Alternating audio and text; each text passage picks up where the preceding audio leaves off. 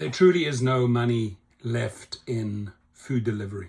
I mean, even if you have a bicycle or a scooter or a car, chasing around for little onesies and twosies, dreaming that you're going to get tips, hoping and dreaming, subjecting yourself to all the traffic, the craziness, the cold, the snow, the rain.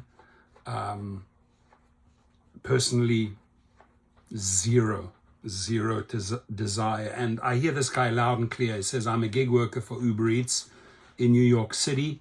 The delivery work is unsustainable even with minimum wages. I mean, they're battling to not even allow minimum wages. You know, it's this big machine working against us to not even get us to the minimum wage threshold. But my friends, you got to really think long and hard before you continue with food delivery. Uber Eats workers said that the law hasn't made a difference to his income over the last year. Uber scheduling and geographic requirements for New York City have dampened his earnings, the worker said. So this is told by a food delivery driver. The worker asked not to be named in this piece, citing fear that Uber would deactivate his account. How sad. How sad. Business Insider did verify his true identity and his earnings. The person says, I've been working for Uber Eats for 3 years now. I joined because I wanted flexibility to work when I wanted. I guess that's why everybody joins, for the flexibility. I think that's the only positive thing in this job here.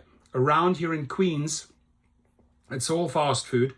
McDonald's, Wendy's, and Burger King. I'm waiting to pick up an order at Wendy's right now. When the law was first proposed here in New York City, we were going to get additional pay. Early on, there was a proposal for $25 an hour. Then they slowly chipped away at it to $18 when the law was implemented. When the added pay first came out in January 2024, it was amazing. I made about $1,000 that month. I make that in a day. My friends, you got to raise the bar here. Seriously. I mean, with private trips, you are making what this guy is making in 1 month, cycling his ass off. You're making with private trips in 1 day. Yeah, that was my Friday, over $1,000. So to me, it makes zero sense. When you know what the other opportunities are, when you're comparing income, if you're comparing $1,000 of food delivery income over 30 days to potential $1,000 doing private rides in 1 day, there's absolutely no way on this planet Earth that I would go and grind 30 days to make the same I am making in 1 day. Hell no. Then my pay drastically went down. Listen to this. Then my pay drastically went down every month after that. In March, I made just over $700 in 1 month. Before, we never had a schedule. I could go out to work at 2 in the morning. I might not get anything, but I would go out. It was the beauty of it. Now you have to schedule your work. Most of the time I can pick up to 5 1-hour blocks a week, but that's not even a full day of work. One time I opened the app and saw just early morning blocks. Who wants those? I mean, who wants to chase those early cold morning hours in New York? Hell no. The blocks open up on Friday and we have to schedule immediately. If we wait any longer than that, the hours are taken already. So if you're not on the app by 3 o'clock on Friday afternoon, you're out of luck. We also can't go out of the area. For me, I can't leave Queens, which is hard because when you take an order, it sometimes takes you out of the zoned area and then you can't get an order coming back. Dead miles. I ended up doing other things. I travel all over the city, and whichever delivery app lets me on, I go on. Multi-apping, my friends. I hope this guy's on 3 or 4 other apps because $700 doesn't cut the cake. I'm doing more Instacart now. You can also try to do more DoorDash, but DoorDash is even more restrictive. You can make more money, but there are also people on those apps who have made a career of it and are better at claiming orders to deliver.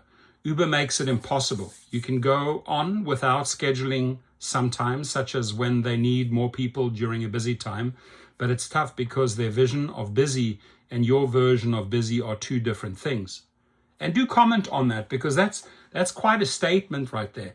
It's tough because their version of busy and your version of busy are two different things. I mean, can you agree with that statement? Everyone gets the word that it's busy. So people might race to that area, and then by the time you get there, there are no orders to take anymore.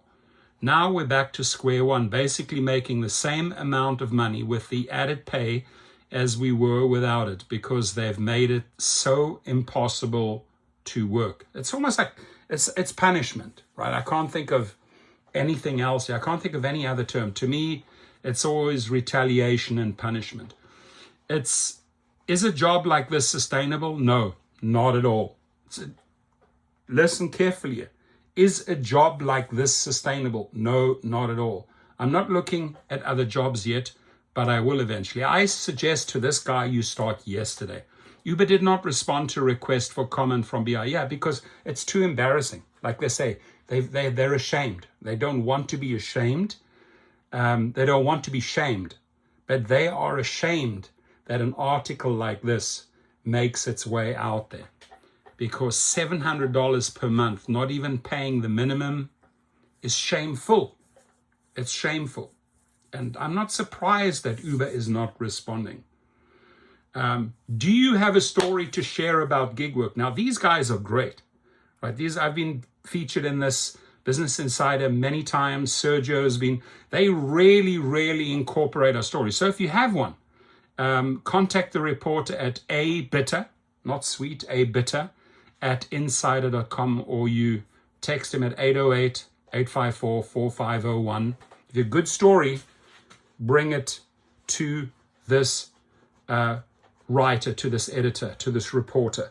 And I would really ask you to share stories around safety. I do believe we need to push more on the whole safety. Obviously pay, this is a pay-related article, but let's also share stories about safety, the inability to keep gig workers safe. Thank you, and you have a great weekend. God bless you all.